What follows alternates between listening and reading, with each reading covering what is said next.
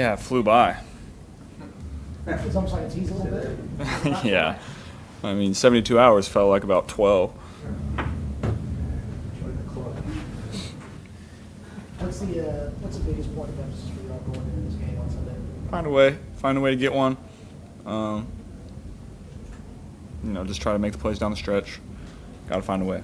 Do you think that having a couple of days off to kind of reset, and the fact that you guys have the bye coming right after this game, like it could really help make it just focused on like just winning this one game? It's got to be like that from here on out. We got to get this one. It's a big one, prime time. So I'm always excited to showcase what we can do in that situation, and we know we got to go win it. Why are mini buys and full bye weeks so important in the NFL? You start to get banged up by this time of the year.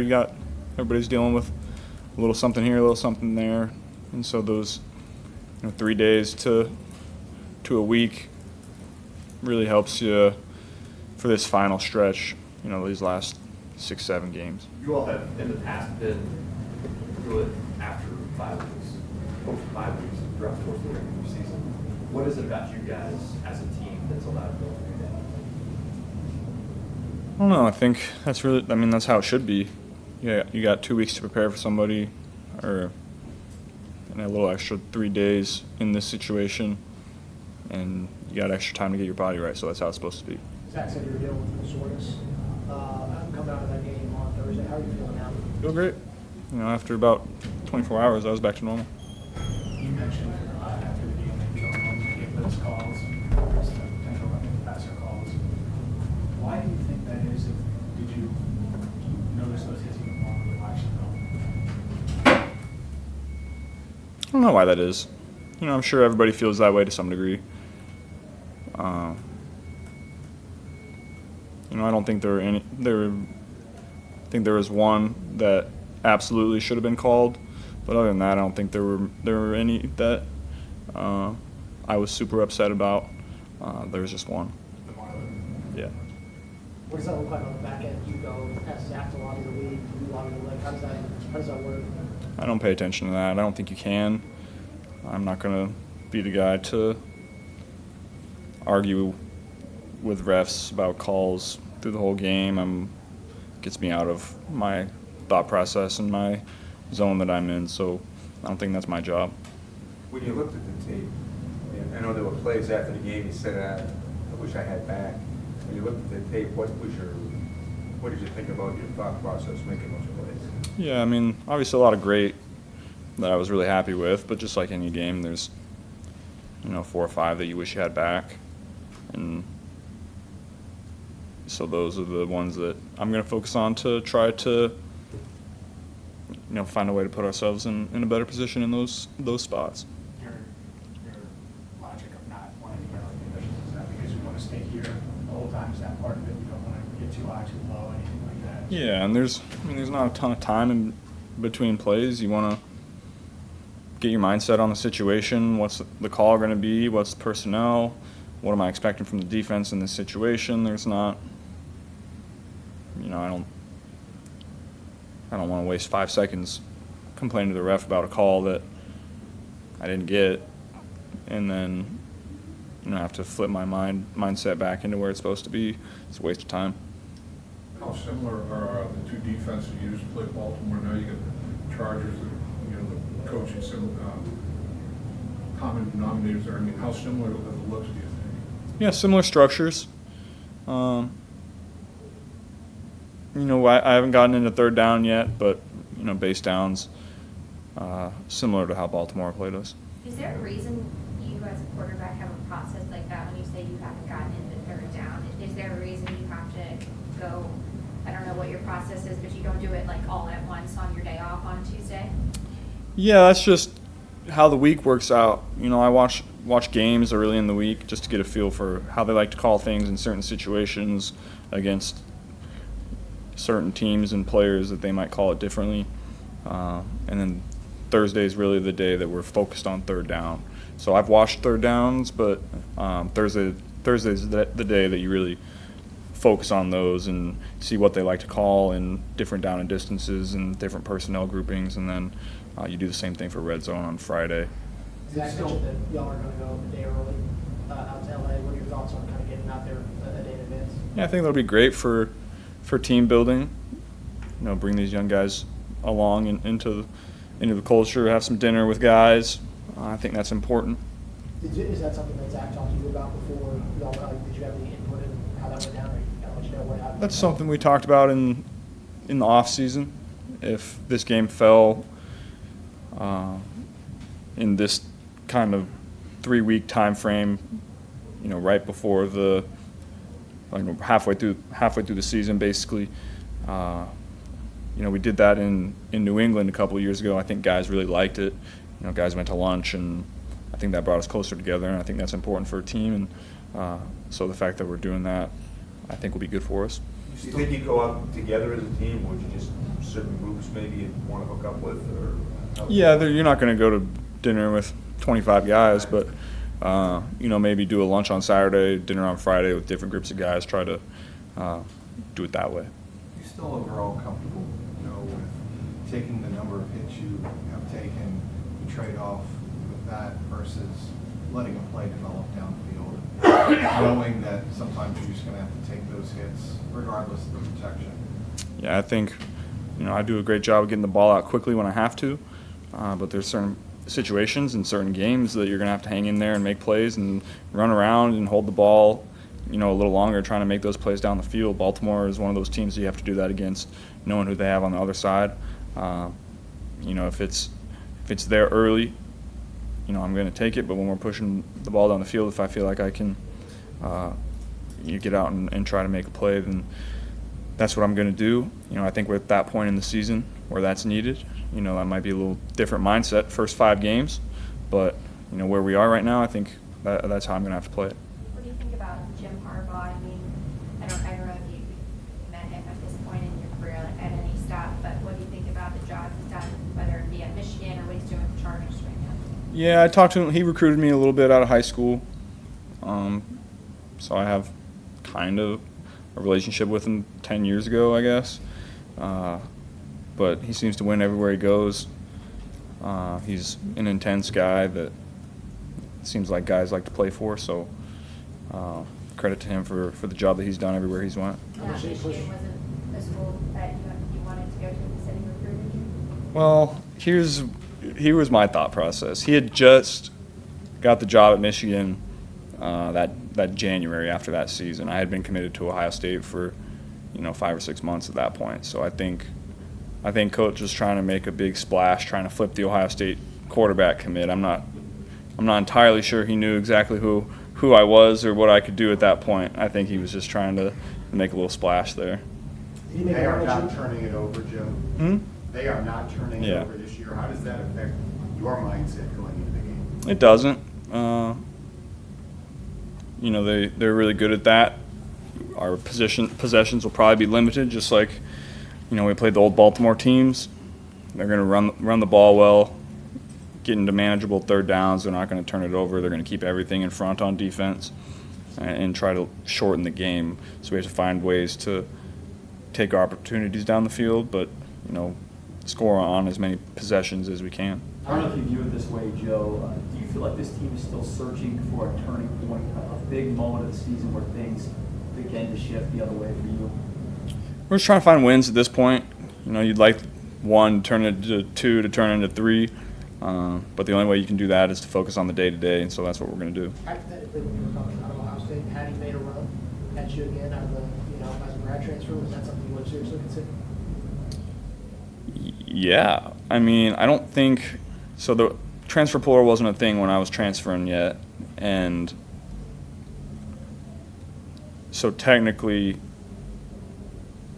Ohio State could still block me from conference schools. Yes, I believe so, because I think they did.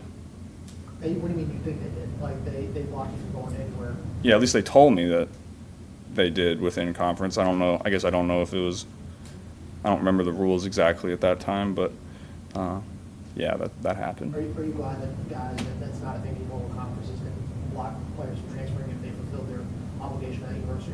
Yeah, I mean, I would have who knows how many guys 10 years ago were in the same spot I was in that didn't get their opportunity to go and make a name for themselves, and I'm happy that I did, and it worked out that way for me, and I was able to graduate in 3 years to go and do it. But I wouldn't have been able to go and do that if I didn't graduate in 3 years, and I know a lot of guys aren't that forward thinking to be in that spot. So who knows how many guys graduated in 4.5 years and didn't have that 5th year to go somewhere, and didn't have their opportunity to go and make a name for themselves. Do you keep tabs on? Go ahead. Do you keep tabs At the same time, both of you go. I can't do it. I stutter. I give up. Do you keep tabs on Herbert? You guys seem to be locked statistically ever since you came out. You guys are always 1-2 or 2-3 or whatever. Do you keep tabs on him? What do you think of his game? Yeah, I think Justin's great. He's got one of the strongest arms in the league. He plays football the right way. He can run around and make plays when he needs to. Big, strong guy that can make plays with his legs too, and tough guy that's going to stand there and take hits. So I've always had a ton of respect for him. Do you know him at all? We got to know each other a little bit at the Combine. He's fun to be around. I liked his personality. I think we'd be friends in if we ever spent time together. That's not really where we're at, but I always liked him. Joe, have you seen Jamar's target route chart from the Baltimore game? Mm-hmm. Can I show it to you? Sure. Yeah. What's that look like to you? All of those. We're moving him around. Yeah. I think that's a credit to him, how smart he's been this year, understanding when he's in the slot, when he's in a stack, when he's outside, when he's in the backfield. And a credit to our coaching staff for coming up with all these different ways to find ways to get him the ball. I think he's really taken a step this year as far as understanding zone coverage, understanding what his job is in all these different little details on these routes. I think he's just continuing to get better, as crazy as that sounds. Is that kind of the perfect example of what a masterpiece of how Jamar can be used should look like? That maybe you guys have been building towards, really, maybe even since you've ever been playing with them, as games that look like that chart a little bit. Yeah, that's when teams want to try to take him. If we're doing that and moving him around, teams can't take him away. Just finding ways to get him the ball in so many different situations, and when we're moving around like that, teams can't just focus in on him and say we're going to cloud this side, we're going to double him in when we play man. You just always got to be aware for where he's at, and our coaches and Jamar are doing a great job of doing that. How does that Jamar retro work? Zach was telling us you kind of almost kind of made up in the dirt a little bit. How does that work in terms of it coming to you realizing what it is, and then translating it to Jamar to pull off that play in that moment? Yeah, it was a great call based on what we had been getting on that 2-minute drive. And Jamar, when he gets contacted, he's so strong, he's going to pull out of it, whether he gets held or not. And that's a base play that we've repped that maybe wasn't in the game plan, but you can pull out at any moment, and that's what you have to do if you want to be a great offense or a great player.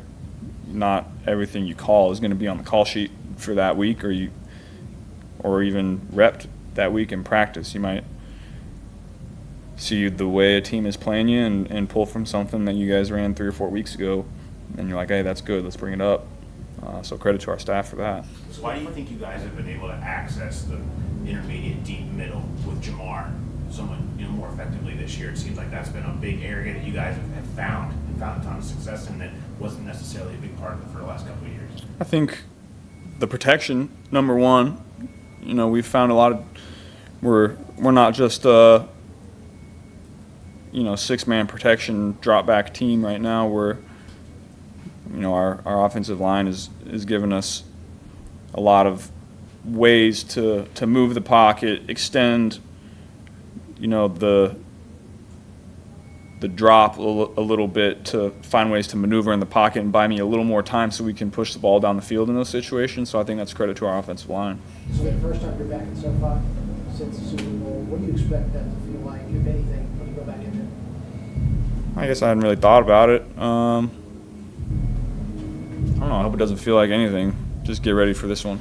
Is there a feeling from that game or that stadium that kind of sticks out that you thought about? Yeah, that day sucked. Aside from that, is there any particular feeling, like, is there anything that really you've thought about with being inside that stadium, not even winning that game, or something that? I don't think so. I mean, whenever you go to these big cities to play, it's always exciting. I think it's usually in a primetime slot, and when you play in New York, LA, Miami, those are always exciting opportunities for you. Is it on your radar at all, the Triple Crown, Jamar, and kind of how close he is? No, I know he's first in just about everything right now, so he's probably on pace to do whatever the Triple Crown is. What does that mean? Receiving yards, catches, and touchdowns. Oh, I know he's got a lot of touchdowns and a lot of yards and a lot of catches too. So he's probably on pace to do it. Do you He was hear a lot saying from that- Jamar about numbers? Like, is he in your ear about any of that? No, he's not. But when you have a guy like that, if you're not finding ways to get him the ball, then he maybe isn't going to let you know